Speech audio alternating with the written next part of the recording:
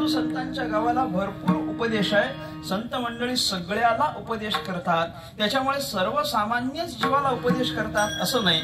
सामान्य जीवाला उपदेश करणं हा जसा संतांचा अधिकार आहे तसं अगदी वैष्णवाला उपदेश करण्याचा अधिकार सुद्धा संतांकडे आहे, संतांकडे ते सामर्थ्य आहे. तुकाराम महाराजांनी इतर वेळेला केलेला उपदेश हा सर्वसामान्य करता असेल तर तुकाराम महाराजांनी आज केलेला उपदेश हा हरिभक्तांकरता आहे. कारण हरिभक्तांना उपदेश करण्याची सुद्धा करण्याचं सुद्धा सामर्थ्य तुकाराम महाराजांकडे आहे. तुकाराम महाराजांनी काय उपदेश केलाय? प्रामुख्याने तुकाराम महाराज या हरिभक्तांच्या अंतःकरणात वैष्णव धर्म ठसावा याच्याकरिता प्रयत्न करतात. या हरिभक्तांच्या अंतःकरणात नेमका वैष्णवाचं अंतःकरण कसं असतं हे वैष्णवाला कळावं, या हरिभक्ताला कळावं, म्हणून तुकाराम महाराज बोलताना प्रवृत्त झाले आणि प्रमुख 2 वैष्णवाचे धर्म या अभंगात तुकाराम महाराजांनी प्रस्तुत केलेले आहेत. वैष्णवांच्या अंतःकरणामध्ये असलेले 2 धर्म. या ठिकाणी धर्म या शब्दाचा अर्थ अगदीच धर्म असा नसता, धर्म शब्दाचा अर्थ कर्तव्य किंवा कर्म अशा पद्धतीने या अभंगाच्या दृष्टीने घ्यावा लागतो. धर्म म्हणजे अगदी आपण धर्माचे पालन म्हणतो तसं धर्म नाही. या ठिकाणी धर्म या शब्दाचा अर्थ हरिभक्ताचं कर्तव्य, हरिभक्ताचं कर्तृत्व अशा संबंधाने या ठिकाणी धर्म शब्दाचा अर्थ घ्यावा लागतो. वैष्णवाचा धर्म म्हणजे वैष्णवाचं कर्तव्य, वैष्णवाच्या अंतःकरणातली भावना नेमका कशा पद्धतीची असावी याकरिता 2 प्रकारचा वैष्णव धर्म तुकाराम महाराजांनी या अभंगातून सांगितलाय. पैकी एक वैष्णव धर्म तुकाराम महाराजांनी प्रस्तुत केला. अभंगाचं पहिलं चरण. विष्णू माया जगा वैष्णवांचा धर्म, विष्णू माया जगा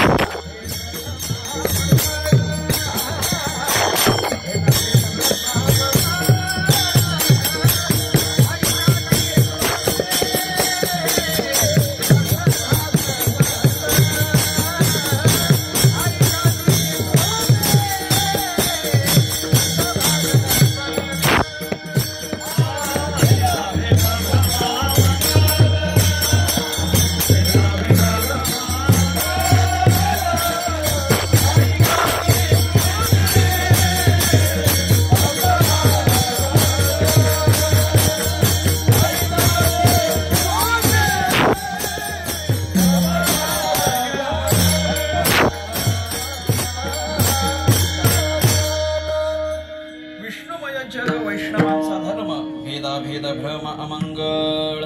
वैष्णव धर्माचा परिचय तुकाराम महाराजांनी करून दिलाय आणि 2 प्रकारचा वैष्णव धर्म तुकाराम महाराजांनी सांगितलाय. विष्णुमय जग वैष्णवांचा धर्म, भेदाभेद भ्रम अमंगळ. म्हणजे विष्णुमय जग आणि भेदाभेद अमंगळ हा पहिला वैष्णव धर्म आहे आणि कोणाही जीवाचा न घडो मत्सर वर्म सर्वेश्वर पूजनाचे हा दुसरा वैष्णव धर्म आहे. म्हणजे पहिल्या चरणात एक वैष्णव धर्म आहे आणि तिसऱ्या चरणात एक वैष्णव धर्म आहे. या दोनही वैष्णव धर्माचं पालन कुणाकडून व्हावं? आई काजी तुम्ही भक्त भागवत या भक्त भागवतांकडून आहे. आणि या वैष्णव धर्माचं पालन केल्यानंतर अंतःकरणातली काय इच्छा असावी?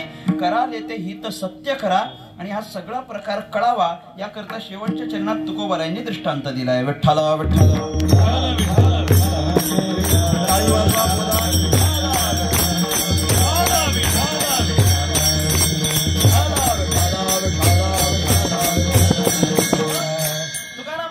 वैष्णव धर्माचा या ठिकाणी परिचय करून दिला. काय वैष्णव धर्म? विष्णुमय जग हा पहिला वैष्णव धर्म. विष्णुमय जग, विष्णुमय याचा अर्थ सगळीकडे विष्णूला पाहणं, अर्थात सगळ्या जीवांमध्ये भगवान परमात्म्याची प्रचिती येणं हा पहिला वैष्णव धर्म आहे. प्रत्येक जीवामध्ये भगवान परमात्म्याला पाहणं हा पहिला वैष्णव धर्म आहे. ज्ञानोबारायांच्या वचनाच्या अनुसार जे जे भेटे भूत ते ते मानी जे भगवंत हा भक्ती योग निश्चित जाणं माझा. याप्रमाणे जे जे भेटे भूत ते ते मानी जे भगवंत, कोणीही भेटो त्याच्यामध्ये भगवंत मानलं पाहिजे. जे जे भेटे भूत, भूत शब्दाचा अर्थ काय मला सांगावं? भूत म्हणजे माणूस नाही, भूत म्हणजे जीव. कुठला जीव? ज्याची निर्मिती पंचमहाभूताच्या पंचीकरणाद्वारे झालेली असते ना त्याला भूत म्हणतात. पंचमहाभूताच्या मिश्रणातून ज्याची निर्मिती होईल, कुठला पण जीव असो, मग तो कोणताही जीव असो, ज्याची निर्मिती पंचमहाभूतापासून झालेली आहे त्याला भूत असं म्हटलं जातं. भूत नाही, तुम्ही माणसांना भूत म्हटलात तरी चालेल. याचं कारण अलीकडची माणसं भूतांपेक्षा काही कमी नाहीत, जवळजवळ सारखीच. मी गमतीनं म्हणून सांगत असतो बरं का, ते शत गणिले ते अर्ध रात्र खाय मध्ये बालत्व पिढा रोगशय असं आहे की नाही. शत गणिले ते अर्ध रात्र खाय, बरोबर? म्हणजे 100 वर्षाची योजना आहे, पण अर्ध रात्र खाय. मी म्हणत असतो अर्ध रात्र खाय ना, त्यातला अर्ध मोबाईल खाय. आता कारण माणसं आता 2:30, 3, 4 वाजेपर्यंत जागीच, रात्री 3:30, 4 वाजेपर्यंत जागीच असतात. म्हणजे ज्ञानेश्वरी वाचतात असं नाही, जागी असतात म्हणजे काही मालिका वाचतात असं नाही. जागी असतात म्हणजे ती बोला, थोडं सहकार्य करा मला. जागी असतात म्हणजे ती मोबाईलवर असतात, ती वर असतात, ती वरवरच जात असतात. सारखं त्यांचं स्क्रोलिंग चालू असतं, वर जात असत. मी कशा करता बोललो माहितीये? पूर्वीच्या काळी रात्री भूत जागायची, आता भूत पण कन्फ्युज आहेत की आपली वेळ कुठली. कारण माणसंच रात्री अर्ध्या वेळ जागे असतात. म्हणून मी म्हणून आलो गमतीनं, माणसं पण आता भूतांपेक्षा काही कमी राहिलेली नाही, वागणं जवळजवळ सारखंच झालेलं आहे. भूत म्हणजे काय? जीव. भूत म्हणजे ज्याची निर्मिती पंचमहाभूतापासून झाली त्याच्याकरता ज्ञानोबराय म्हटले जे जे भेटे भूत ते ते मानीचे भगवंत. त्या प्रत्येकामध्ये भगवान परमात्म्याला पाहण्याची बुद्धी या हरिभक्ताची झाली पाहिजे. हा पहिला वैष्णव धर्म आहे, विष्णुमय जग. विष्णुमय या शब्दाचा जर आपण अर्थ केला तर विष्णू अधिक मय असे आपल्याला 2 शब्द मिळतील. विष्णू आणि मय याच्यामधून विष्णू हे नाम आहे आणि मय हा प्रत्यय आहे. व्याकरणाच्या दृष्टीनं मय हा प्रत्यय आहे आणि मय प्रत्यय लिहत असताना मय असं लिहत नाहीत, मयट असा लिहितात. मयट लिहिला याचा अर्थ काय आहे? मयट या प्रत्ययाचा अर्थ होतो प्रचुरता वाचक. ते 3 अर्थानं आहे, पण अर्थानं आपल्याला जिथं महत्वाचं आहे, कधी कधी त्याला तन्मयता वाचकही घेतात आणि कधी कधी त्याला प्रचुरता वाचकही घेतात. प्रचुरता वाचक या अभंगामध्ये घेतलेला आहे. प्रचुरता म्हणजे काय? मुबलकता. याचा अर्थ एखादा पदार्थ एखाद्या ठिकाणी मुबलक प्रमाणात उपलब्ध होणं. जो पदार्थ ज्या ठिकाणी भरपूर प्रमाणात उपलब्ध झालेला दिसतो त्याला त्या पदार्थाचा मय असं म्हटलं जातं. त्या पदार्थाचा मय. उदाहरणार्थ, भरपूर पाऊस पडला आणि मुंबईमध्ये सगळीकडे पाणी साठलं की दुसऱ्या दिवशीची ब्रेकिंग न्यूज असते, संपूर्ण मुंबई कशी झाली? जलमय झाली. जलमय म्हणजे काय? सगळीच्या सगळीकडे काय? नुसती जल सगळीकडे पाणीच पाणी, सगळीकडे पाणीच पाणी. काय ते राहू द्या, आता ती कविता होती बघा. सगळीकडे पाणीच पाणी झालेलं असतं म्हणजे काय? जलमय म्हणा. किंवा आषाढीच्या वेळेला जेव्हा पंढरपुरामध्ये अगदी लाखो भाविक एकत्र होतात तेव्हा आपल्याला टीव्हीवर न्यूज ऐकायला मिळते, पंढरपुरातलं वातावरण कसं झालेलं आहे? भक्तिमय, वैष्णवमय असं झालेलं आहे की नाही. याचा अर्थ तिथं भक्ती भरपूर असल्या कारणानं भक्तिमय म्हटलं, जळ भरपूर असल्या कारणानं जलमय म्हटलं. ज्या ज्या पदार्थाची मुबलक प्रमाणात उपलब्धी असते त्या पदार्थाला त्या ठिकाणी मयट हा प्रत्यय लावला असेल तर तुकाराम महाराज वैष्णवाला इथं म्हणतात विष्णुमय जग, म्हणजे प्रत्येकामध्ये विष्णूच आहे, सगळीकडे विष्णूच विष्णू दिसायला लागलेला आहे, अशा अंतःकरणाची भावना होणं हा वैष्णवांचा पहिला धर्म आहे. विठ्ठला विठ्ठला.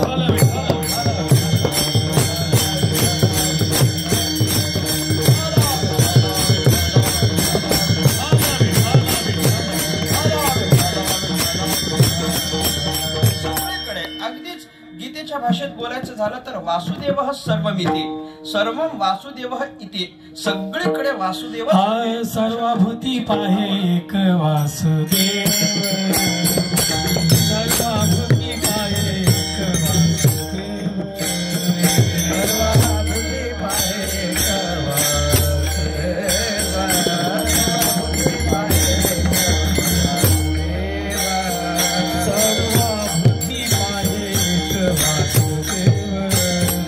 सर्वभूती पाहे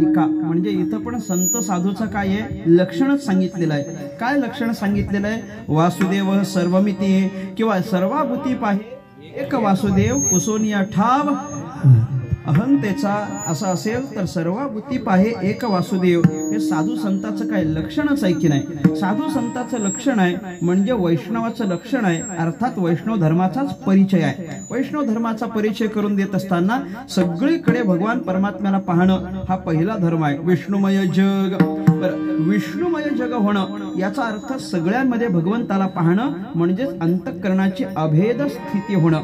अभेदाला तुकाराम महाराजांनी प्राधान्य दिलेलं आहे बरं का, भेदाला प्राधान्य नाही. तुकाराम महाराज अभेदाला प्राधान्य देतात, कारण तुकाराम महाराजांनी लगेच व्यक्त होत असताना असं म्हटलंय भेदा भेद भ्रम अमंगळ, भेदा भेद भ्रम अमंगळ. भेद, आता भेदा भेद या शब्दाची फोड केली तर आपल्याला दोन शब्द मिळतात की नाही, एक आहे भेद आणि दुसरा अभेद. आता भेदा भेद भ्रम असं म्हटलं तर याचा अर्थ भेद अभेद भ्रम, म्हणजे भेदही भ्रम आणि अभेदही भ्रम. असं कसं होईल मला सांगावं? काहीतरी एकच अभेदाचा भ्रम आहे का? नाही नाही, अभेदाचा भ्रम नाही. भ्रम कसला असतो? भेदाचा. भेदाचा भ्रम, भेदाचा भ्रम असतो आणि अभेदाचा भ्रम नसतो. असं का? याचं कारण आहे भेदात द्वैत असतं, अभेदात द्वैत नसतं. ज्या ज्या ठिकाणी द्वैत असतं त्या त्या ठिकाणी भ्रम निर्माण होतो. जिथं दोन असतात तिथं भ्रम असतं, एकच असतो तिथं भ्रम नसतं. दोन गोष्टी जिथं पर्याय उपलब्ध होतात ना तिथं भ्रमाला जागा निर्माण होते. जिथं द्वैत येतं तिथं भ्रम असतो, जिथं द्वंद्व असतं तिथं भ्रम असतो. मग भेदाच्या ठिकाणी भ्रम का मानायचा? कारण भेद त्याच ठिकाणी निर्माण होतो जिथं दोन गोष्टी असतात. दोनाच्या ठिकाणी भेद निर्माण होतो आणि तो भेद, अगदी त्या भेदाला भ्रम म्हटलं तरी हरकत नाही, पण अभेदाला कसं भ्रम मानायचं? अभेदाला कसं काय? अभेद तर भ्रम होऊ शकत नाही. अभेद तर वास्तव आहे, अभेद तर सत्य आहे. मग अभेद जर सत्य असेल तर तुकाराम महाराज इथं भेदाभेद भ्रम का म्हणतात? भेदाभेद भ्रम का म्हणतात? ऐका, तुकाराम महाराजांचं काव्य आहे. अभंग म्हणजे तुकोबाऱ्यांचं काय आहे? काव्य आहे. आणि काव्यशास्त्राच्या अनुसार काही गोष्टी अशा, काही शब्द असे असतात की त्यांना जोड शब्द म्हटलं जातं. जोड शब्द म्हणजे जोडीनं येणारे शब्द. जोडीनं येणारे शब्द असे असतात की त्याचा अर्थ एकाच शब्दाचा घ्यायचा असतो, पण रीतीप्रमाणे ते जोडीनं म्हणायचे असतात. रीतीप्रमाणे ते जोडीनं अर्थ एकाच शब्दाचा घ्यायचा, पण रीतीप्रमाणे ते जोडीनं म्हणायचे असतात. उदाहरणार्थ, एखादा भेटला की भेटल्यानंतर आपण त्याला विचारपूस करत असताना सहजच म्हणतो की नाही, कसं काय बाबा, बरं वाईट काय? आता तुमचं बरं वाईट सांगा असं जर एखाद्याला म्हटलो तर त्यानं वाईट सांगावं की बरं सांगावं? मला सांगावं. अपेक्षा काय असते आपली? त्यानं काय सांगितलं पाहिजे? बरंच सांगितलं पाहिजे. फक्त आपण बोलताना काय म्हटलं, तुमचं काय बरं वाईट सांगा. आता बरं वाईट कळवा म्हणजे वाईट कळवा असं नाही, बरंच कळवा असं असतं. म्हणजे अर्थ एकाच शब्दाचा घ्यायचा आहे, पण बोलण्याकरता शब्द दोन लावले जातात. ती एक बोलण्याची पद्धत आहे. बरं, हे नाही पटलं तर तुम्हाला दुसरं उदाहरण देतो. समजा तुम्ही कपड्याची खरेदी करण्याकरिता बाजारात गेलात, कपड्याच्या दुकानात गेलात, कपडे पसंत पडले, त्याला जाऊन विचारलं की बाबा किंमत काय, त्यानं किंमत ऐकली जास्त वाटली तर तुम्ही त्याला म्हणता की नाही, अहो एवढी किंमत कुठं, काही कमी जास्त करा. आता कमी जास्त म्हटलं त्यांनी सांगितलं 500 जास्त, तर देता काय? देत नाही. कमी जास्त म्हणजे अर्थ काय आहे? कमीच. अर्थ कमी करा, कमी करा, किंमत कमी करा, अर्थ त्याचा कमी करा असाच आहे बरं का. कमी करा, फक्त ती बोलण्याची पद्धत आहे बाबा. थोडं काय कमी जास्त, या कमी जास्त मधून कमी हाच अर्थ आहे, बरं वाईट मधून बरं हाच अर्थ आहे. तसा भेदाभेद म्हणून भेद हाच अर्थ आहे. भेद नावाचा भ्रम अमंगळ आहे आणि अभेद नावाची सत्यता वास्तव आहे. विठ्ठला विठ्ठला.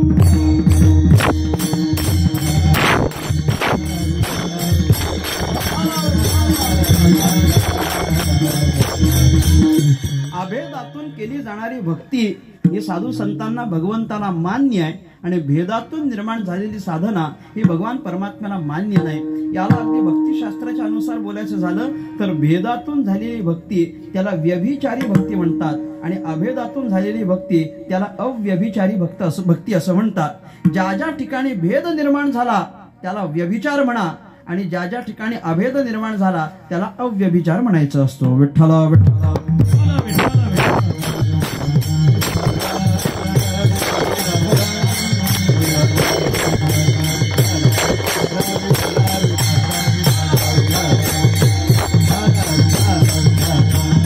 ज्ञानेश्वर महाराजांनी ज्ञानेश्वरी चिंतन करत असताना असं म्हटलेलं आहे, ऐसेनी माते जाणीजे ते अव्यभिचारी भक्ती म्हणीजे, येत भेद काही उपजे तरी व्यभिचारी तो. व्यभिचारी कधी? भेद काही देखीजे. भेद पाहायला लागला की व्यभिचारी म्हणायचा. आणि ऐसेनी माते जाणीजे ते अव्यभिचारी भक्ती म्हणीजे. अव्यभिचारी त्याच ठिकाणी ज्या ठिकाणी अभेद आहे आणि व्यभिचार त्या ठिकाणी ज्या ठिकाणी भेद आहे. तुकाराम महाराजांना भेद पसंत नाही, अभेदाची भक्ती असली पाहिजे. भेदाचा आपण त्याग केला पाहिजे. भेदाचा त्याग करणाऱ्याचा तुकाराम महाराजांनी गौरव केलेला आपल्याला पाहायला मिळतो. तुकाराम महाराज म्हणतात, तुका म्हणे भेदा भेद, तुका म्हणे भेदा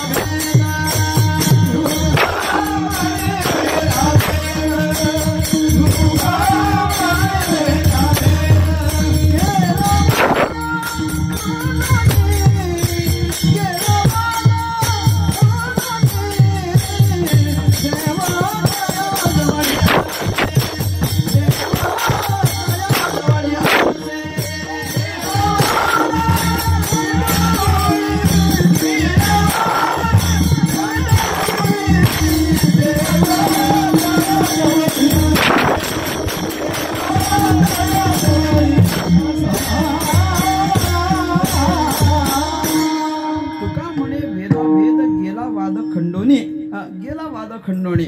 त्याला असं पण म्हणता येतं, गेला वाद खंडोणी, गेला वाद खंडोणी.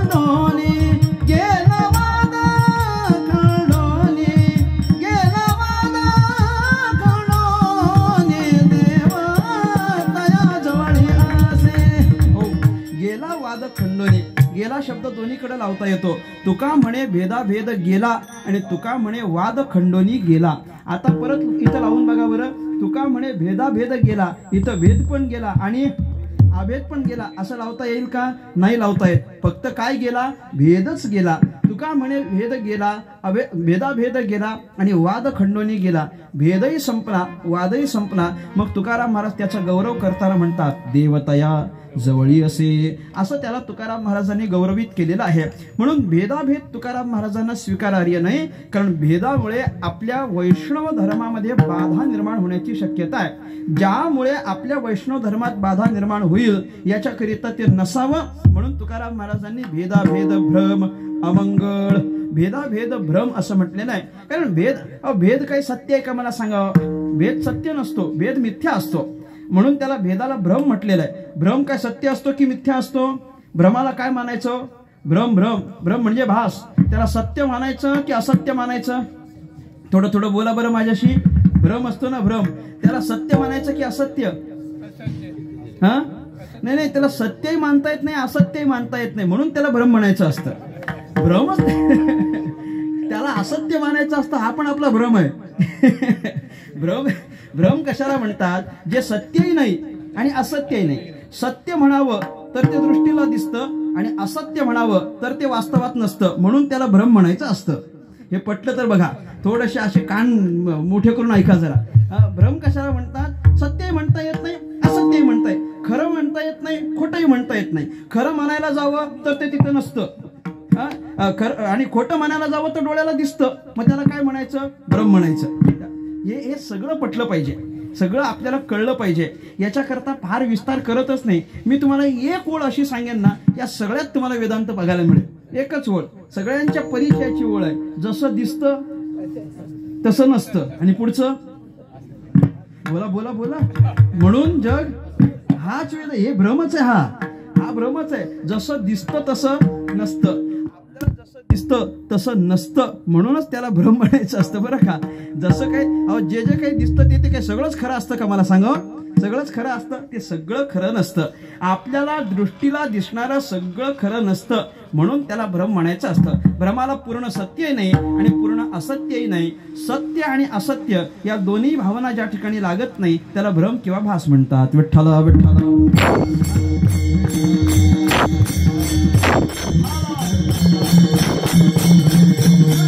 याला अगदीच वेदांताने दिलेला सरळ असा दृष्टांत कुठला आहे? रज्जू सर्पाचा दृष्टांत आहे. जर एखाद्या ठिकाणी मंद अंधकारामध्ये अगदीच प्रकाशही नाही, अगदीच अंधारही नाही, असा जो मंद अंधकार असतो त्या ठिकाणी जर समजा एखादी दोरी पडलेली असेल तर त्या दोरीला मंद अंधकारामध्ये त्या दोरीवर आपल्याला काय भासतो? साप भासतो की नाही? दोरीवर साप भासला तर त्या सापाला खरं मानायचं की खोटं मानायचं? मला सांगा. बोला. खोटं मानायचं का? खोटं मानलं तर घाबरतो का बरं त्याला आपण? घाबरतो म्हणजे तो कसा आहे? खरा आहे म्हणून बघायला गेलो तर तिथं काय असते? दोरी असते. मग कसं आहे? खोटं आहे. म्हणून त्याला भ्रम मानतात. एवढ्या करताच त्याला भ्रम मानायचं. खरंही म्हणता येत नाही, खोटंही म्हणता येत नाही. हे कुठं निर्माण होतं? ज्या ठिकाणी भेद असतं त्या ठिकाणी. दोन गोष्टी झाल्या, दोरी आणि साप. अशा दोन्ही गोष्टीचं ज्ञान आपल्या अंतःकरणात होतं, म्हणून तिथं काय निर्माण झाला? भ्रम निर्माण झाला. ज्याला असं माहिती असतं की ती दोरीच आहे त्याला भ्रम होतो का? नाही. ज्याला माहिती आहे ना, मला माहिती नव्हतं की तिथं दोरी पडलेली आहे, म्हणून मला त्याच्यावर काय भासला? साप. तिसरा कोणीतरी आला तर म्हणलं, अरे काय घाबरतो? ती दोरी आहे. हे कोण म्हटलं? ज्याला दोरी आहे हे माहिती आहे, म्हणजे त्याला एकच गोष्ट माहिती आहे, काय? तिथं दोरी आहे. ज्याला फक्त दोरी माहिती आहे त्याला भ्रम होत नाही. ज्याला दोरी आणि साप माहिती आहे त्याला तिथं भ्रम होत असेल तर जिथं दोन तिथं भ्रम आहे, जिथं एक तिथं भ्रम नाही. विठ्ठला.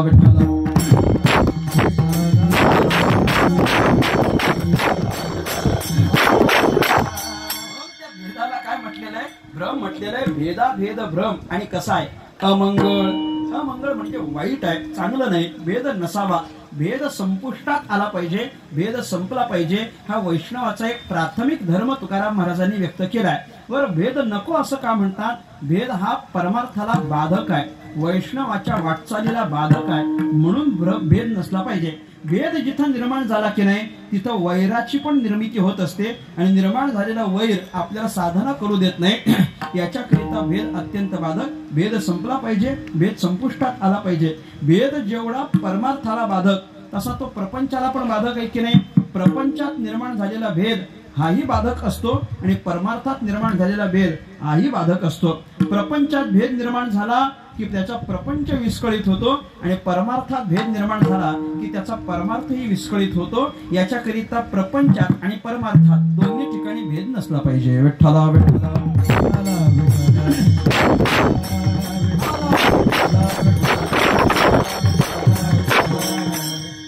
अशाच वेळेला भेदाची निर्मिती होते की नाही. अंतःकरणामध्ये जेव्हा भावना निर्माण होतात की बाबा हा आपला आहे, हा आपला नाही, तिथं काय निर्माण झाला, भेद निर्माण झाला. बाबा हा आपला आहे आणि हा परका आहे असं निर्माण झालं की मग भेद निर्माण होतो. सगळे आपलेच आहेत असं म्हटल्यावर भेद होतो का सांगा. मग भेद होत नाही. सगळे आपले म्हटलं की भेद होत नाही. हा आपला, हा परका, हा म्हटलं की भेद होतो. सगळेच्या सगळे सारखेच आहेत बाबा असं म्हटलं की भेद निर्माण होत नाही. नाही, पण हे मोठे आहेत, हे लहान आहेत असं म्हटलं की काय निर्माण झाला, भेद. सगळे एकाच अधिकाराचे आहेत असं म्हटलं की भेद निर्माण होत नाही. नाही, पण हे श्रेष्ठ आहेत, हे कनिष्ठ आहेत असं म्हटलं की भेद निर्माण होतो. म्हणजे ज्या ठिकाणी या सगळ्या आपपर भावना निर्माण होतात त्या ठिकाणी भेदाची निर्मिती होत असते. मी नेहमी एक व्यावहारिक दृष्टांत सांगत असतो. अगदी सगळ्यांच्या परिचयाचा माझ्या मुखातून ऐकला पण असेल. ते दोन भाऊ एकत्र राहायचे, एकत्र कुटुंब पद्धती होती. दोघे पण एकत्र राहायचे. दोघांचा संसार होता, दोघांची नोकरी होती. नोकरी केली की त्यांना अगदी महिन्याचा एक पगार मिळायचा. 1 तारखेला त्यांचा पगार व्हायचा. पगार झाला की त्या दिवशी संध्याकाळी काहीतरी खाऊन घरी लेकरांकरता घेऊन जायचा असा त्यांचा नियम होता. एका भावाचा पगार झाला, त्याला काहीतरी खाऊ घेऊन जावं असं वाटलं म्हणून तो बाजारामध्ये गेला. 1 किलो पेढे विकत घेतले, हातात पेढ्यांची पिशवी, घरी यायला निघाला. रस्त्यात परत त्याला वडापावची गाडी दिसली, तिथून त्याने वडापाव हातात विकत घेतले. एका हातात वडापावची पिशवी म्हणजे एका हातात पेढे आणि दुसऱ्या हातात वडे, हा असं म्हणा म्हणजे यमक तरी जुळेल कदाचित. एका हातात पेढे आणि दुसऱ्या हातात वडे असं तो घेऊन निघाला घरी आला आणि घरी आल्यावर त्यानं पोरांना आवाज दिला, पोरांनो या या या या या. आता पोरांनो या म्हटल्यावर याची पण पोरं आली आणि याच्या भावाची पण पोरं आली. आता दोघांची पोरं धावत आली. याला काही अडचण नव्हती, पण अडचण तेव्हा निर्माण झाली जेव्हा यानं नीट बघितलं. काय नीट बघितलं, ज्या हातात पेढे त्या हाताच्या बाजूनं भावाची पोरं आली आणि ज्या हातात वडे त्या हाताच्या बाजूनं याची पोरं आली. आता आपल्या पोरांनी वडे खायचे आणि भावाच्या पोरांनी पेढे खायचे. हे तुम्हाला तरी पटतं का मला सांगा. नाही नाही म्हणू नका. असं हे चांगलं आहे का मला सांगा. आपल्या पोरांनी काय खाल्ले पाहिजेत, पेढे, आणि भावाच्या पोरांनी बस असंच बोलत राहायचं. आपल्या पोरांनी पेढे खावेत, भावाच्या पोरांनी वडे खावेत असं त्याला वाटायला लागलं. मग मनातल्या मनात विचार करतो करायचं काय म्हणून तो युक्ती आठवायला लागला. आठवलेली युक्ती पोरांना सांगितलं, पोरांनो या या या या या आणि घ्या म्हटल्यानंतर असं केलं बरं का. आता असं केल्याबरोबर काय झालं, आपल्या पोरांकडे काय गेले, पेढे, आणि भावाच्या पोरांकडं म्हणजे आता बरोबर झालं की नाही. आता योग्य झालं. आता ज्याची त्याची वस्तू ज्याला त्याला पोचली. आता भावाच्या पोरांनी काय खाल्ले, वडे खाल्ले आणि आपल्या पोरांनी पेढे. आता पोरच ती, पोरांना काय, त्यांना वडे भेटले काय आणि पेढे भेटले काय, त्यांना काहीच फरक पडत नाही. त्यांना खाऊ भेटल्याचा आनंद, त्यांनी आपला खाऊ भेटल्याचा आनंद व्यक्त केला आणि यानं ज्याची वस्तू त्याला पोचली याचा आनंद व्यक्त केला. झालं, सगळं व्यवस्थित झालं. पण हा सगळा प्रकार वरच्या मजल्यावरून बघितला कोणी. मग अभ्यास बरोबर आहे. नाही तर मग ते बऱ्याचशा वेळेला उत्तर भावानं मिळतं, पण इथं अगदी परफेक्ट उत्तर मिळालेलं आहे. बस भावाच्या बायकोने म्हणजे भाऊजाईने हा प्रकार बघितला. तिनं तो प्रकार बघितला. संध्याकाळी जेव्हा तिचा नवरा घरी आला की नाही, तिचा नवरा घरी आल्यानंतर हिनं लगेच त्याला 1 ग्लासभर पाणी प्यायला दिलं. त्यानं पाणी पिलं आणि मग हिनं सुरुवात केली. अथ प्रथमोध्यायः धृतराष्ट्र उवाच धर्मक्षेत्रे कुरुक्षेत्रे. असं पहिल्यापासून तिनं जी सुरुवात केली, यत्र योगेश्वर कृष्ण, शेवटच्या अध्यायापर्यंत अगदी व्यवस्थित सगळं सांगितलं. मध्ये मध्ये कबीरांचे दोहे, तुकाराम महाराजांची प्रमाण असं करून असं व्यवस्थित सांगितलं आणि म्हटली आता मी तुम्हाला तात्पर्य सांगते. काय तात्पर्य, आतापर्यंत आपण एकत्र राहिलो ते भरपूर झालं, आजपासून वेगळं राहायचं. व्हायचं. माझा दृष्टांत संपला. आत्तापर्यंत एकत्र राहणारं कुटुंब विभक्त झालं. याला कारण काय ठरलं मला सांगा. भेद. काय भेद? ही आपली मुलं आहेत आणि ही भावाची मुलं आहेत असा भेद निर्माण झाल्या कारणानं त्याच्या अंतःकरणामधल्या त्या भेदामुळे एक सामान्य प्रपंचामध्ये राहणारा कुटुंब जर विभक्त होत असेल म्हणजे प्रपंचात बाधा निर्माण करण्यासाठी भेद हा कारण ठरत असेल तर तो परमार्थाला किती बाधक असेल याचं सूक्ष्म चिंतन केलं पाहिजे. विठ्ठल विठ्ठल.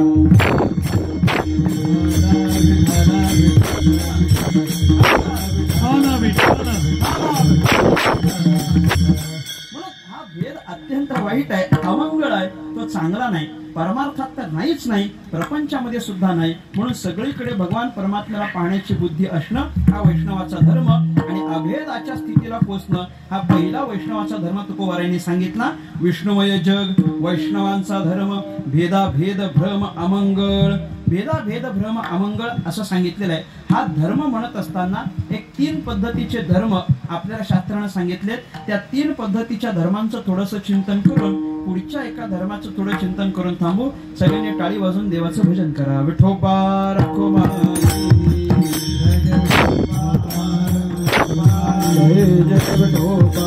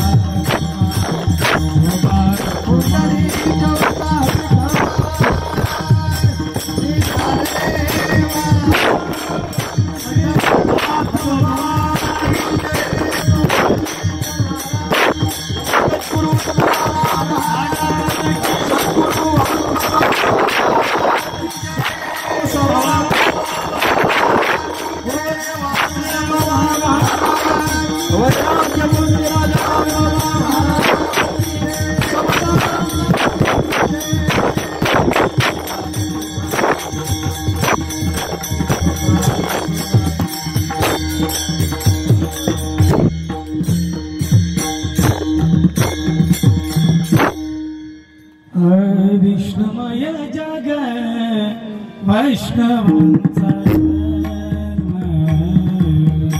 विष्णुमय जग वैष्णवांचा विष्णुमय वैष्णवांचा विष्णुमय वैष्णवांचा विष्णुमय जग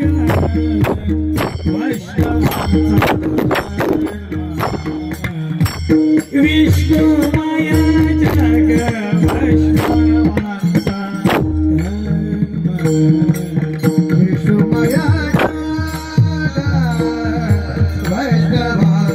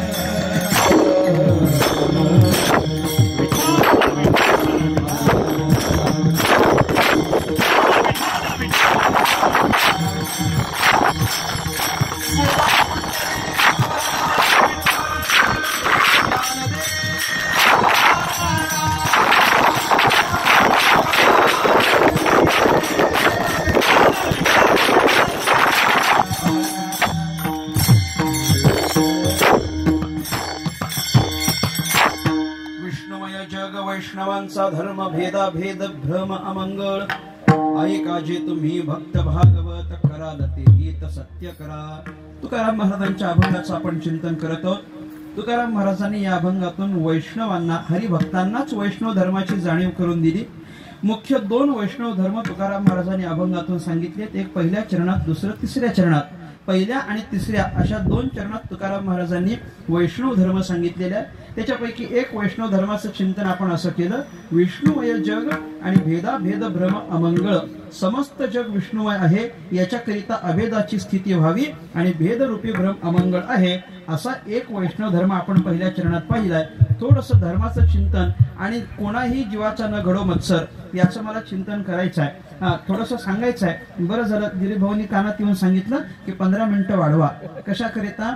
गुरुवर्य चेतन महाराज या ठिकाणी येत आहेत उपस्थिती करिता. ते येईपर्यंत आपण कीर्तन करू, म्हणजे मला आयती 15 मिनिटं भेटली. तुकाराम महाराजांनी वैष्णव धर्माचं पालन करायचं आहे असं म्हणून सांगितलं. तर धर्म किती पद्धतीचा? एक धर्म म्हणजे कर्तव्य 3 पद्धतीचे असतात. एक कर्माचा धर्म आहे, एक भावनेचा धर्म आहे आणि एक ज्ञानाचा धर्म आहे. म्हणजे कर्मप्रधान असलेला धर्म वेगळा, भावना प्रधान असलेला धर्म वेगळा आणि ज्ञान प्रधान असलेला धर्म वेगळा असतो. विठ्ठला विठ्ठला.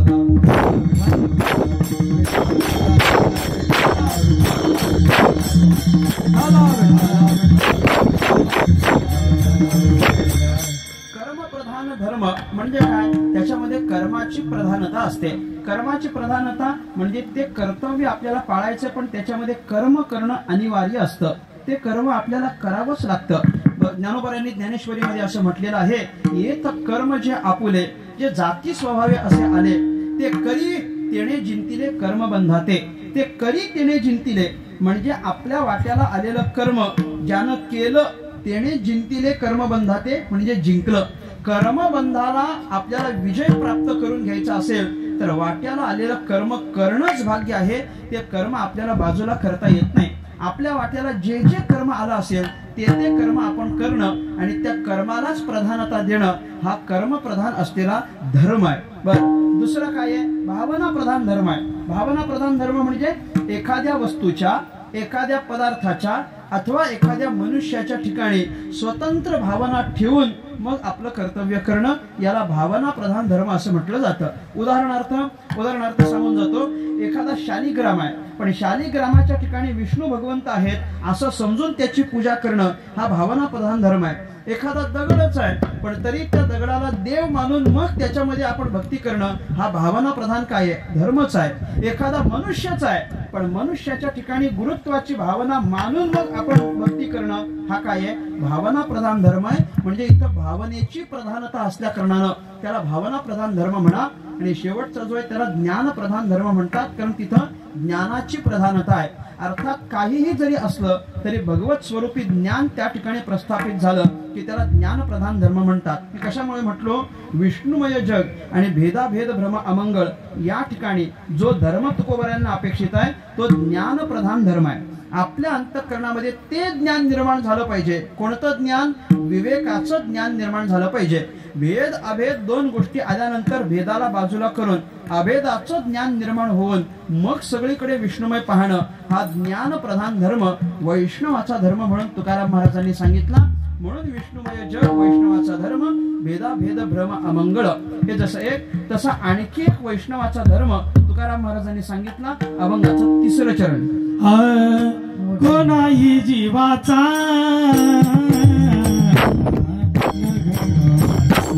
कोणाही जीवाचा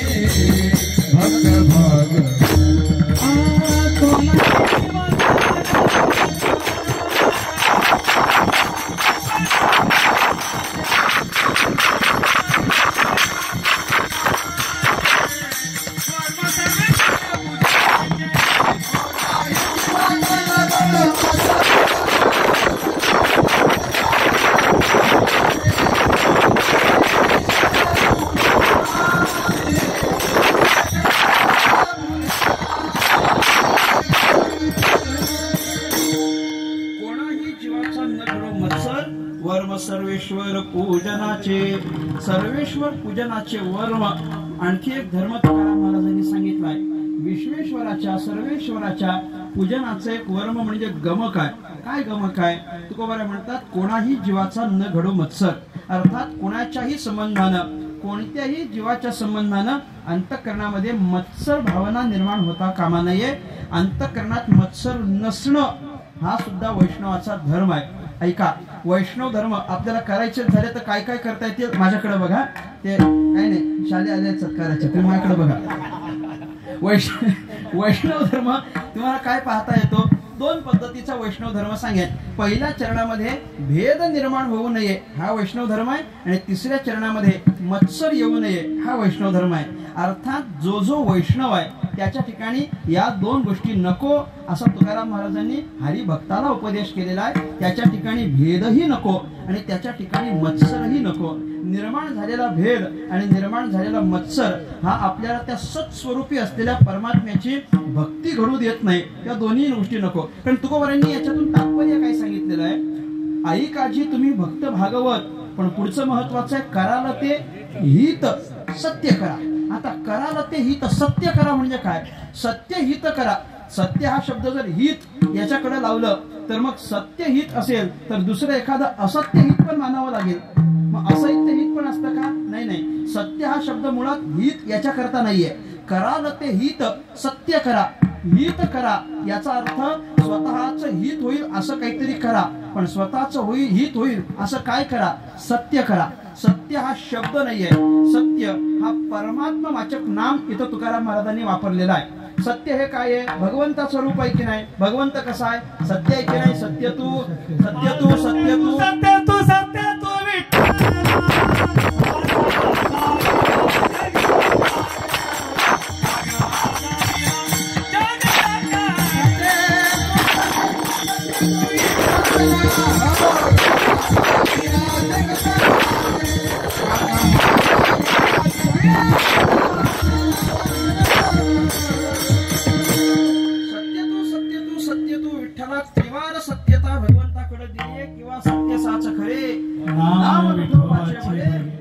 परमात्मा जो सत्य आहे की नाही त्या सत्य असलेल्या भगवंताच्या संबंधानं काहीतरी हितत्वाची भावना धरून कर्म करणं याला म्हणतात कराल ते हित सत्य करा. भगवंताचंच करा. दुसरं काही करता येत नाही ना, म्हणून भगवंताच्या संबंधानं करा. ते सगळ्यांच्या परिचयाचा अभंग आहे बघा. बोलावा विठ्ठल, पाहावा विठ्ठल आणि करावा विठ्ठल. जीवभाव करावा. बरं का, जीवभावे असं नाही, जीवभाव करावा. याच्यामध्ये जीवभाव समर्पित करावा असा अर्थ होतो. बोलावा विठ्ठल म्हणजे बोलण्याचा विषय पण विठ्ठल. पाहावा विठ्ठल म्हणजे पाहण्याचा विषय पण विठ्ठल.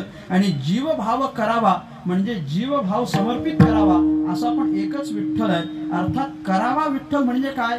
जीवभाव समर्पित करावा. तसं करावे ते हित कराल ते हित सत्य करा म्हणजे काय करा? भगवान परमात्म्याकरिताच जी काय आहे ती भक्ती उपासना करा. अर्थात सत्य करा असा अर्थ आहे. मी काय म्हणून आलो? त्या भगवंताच्या करिता आपल्याला जर काही उपासना करायची असेल तर त्याकरिता वैष्णवाच्या अंतःकरणात भेद नको आणि वैष्णवाच्या अंतःकरणात मत्सर नको. बरं, आता का नको? मी परत त्याची संगती लावतो. का नको? हे सगळं आपल्याला कुणाकरता करायचं आहे? भगवंताच्या करता करायचं आहे. त्याची भक्ती आपल्याकडून व्हावी म्हणून या दोन गोष्टींचा त्याग करायचा. आणि या दोन गोष्टी जर झाल्याच निर्माण तर परिणाम काय होईल? झालं एक भक्ती करताना झालाच भेद निर्माण, काय परिणाम होतो? भक्ती करताना झालाच मत्सर निर्माण, काय परिणाम होईल त्याचा परिणाम काय? ध्यानात घ्या. नुसतंच नको म्हणून नाही, का नको याचं चिंतन करा. ते का नको, भेद का नको आणि मत्सर का नको याचं चिंतन कराल तर निर्माण झालेला भेद कुठल्या तरी जीवाचाच असतो आणि निर्माण झालेला भेद मत्सर हा पण कुठल्या तरी जीवाचाच होतो. माणूस भेद करतो. माणूस भेद करत असताना माणसात भेद करतो की पशु माणसात भेद करतो? कसं करतो मला सांगावं? माणूस भेद करताना कसं, म्हणजे बाकीच्या प्राण्यांमध्ये आणि आपल्यामध्ये असा भेद करतो की माणसात करतो? माणसात करतो. बरं, मत्सर करत असताना एखाद्या कुत्र्याचा मत्सर करतो की माणसाचा मत्सर करतो? माणसाचाच करतो. म्हणजे माणसाचा अर्थात एखाद्या जीवाचा, एखाद्या व्यक्तीचा मत्सर केला किंवा एखाद्या व्यक्तीचा भेद केला.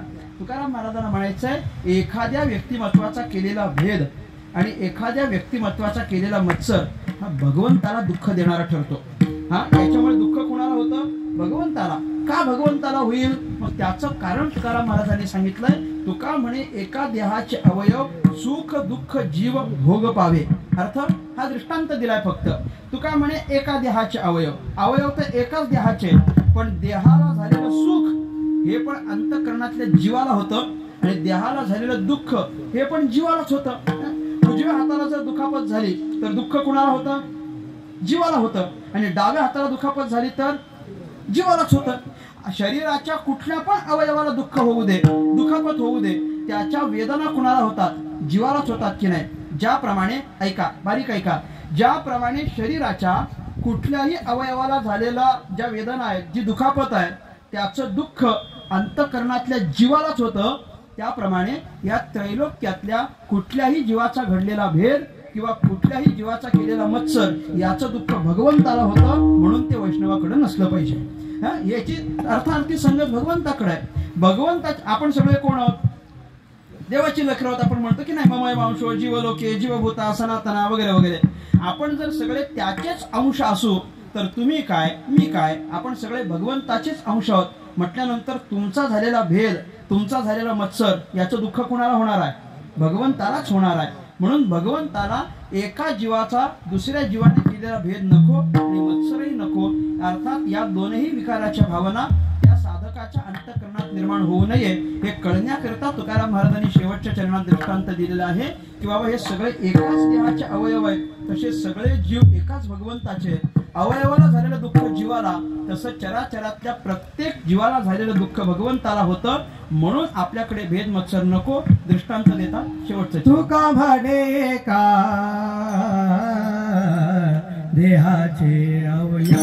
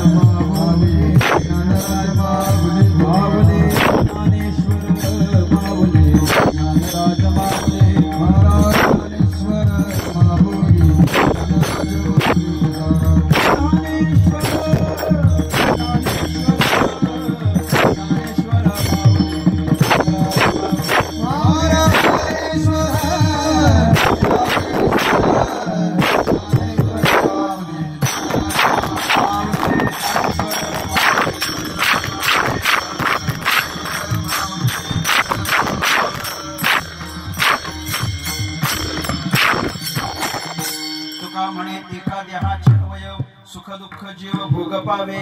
माझा अंदाज परफेक्ट आहे अगदी.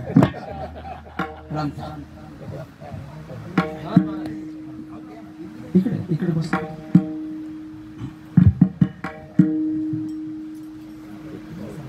ऐका जे तुम्ही भक्त भागवत कराल ते हित सत्य करा. झालेली सेवा भगवान परमात्म्याच्या चरणी समर्पित करतो. सेवेला पूर्ण विराम देतो. उपस्थित सर्व श्रोत्यांचे अनेक आभार व्यक्त करतो. वैकुंठवासी हरिभक्ती प्राण गरुड गोमाजी पाटील अर्थात हरिभक्ती